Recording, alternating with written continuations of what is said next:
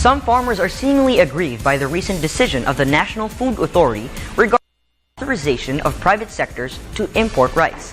This runs contradictory to the pronouncement of Secretary Alcala of the Department of Agriculture when he said that the DA is considering the NFA as the sole authority to import rice.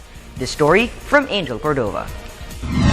A group of farmers question the National Food Authority's announcement that allows private sectors to import rice. Alianza Agricultura calls on the government to seek help and justice.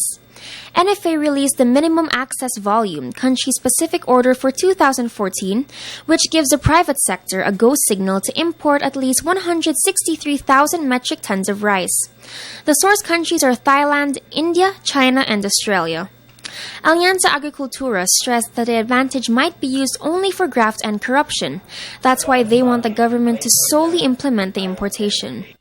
Kaya yun ang tinututulan namin ng mga maliliit na magsasaka. Dapat ang importasyon natin, wala ng private sector, dapat sa NFA na lang. At yun ang paninindigan namin.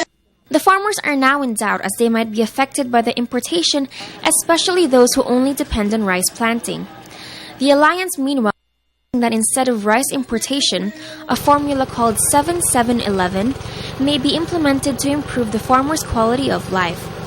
Isinusulong namin yung tinatawag na 7-7-11. No? So ano bang ibig sabihin itong 7-7-11? Parang ano?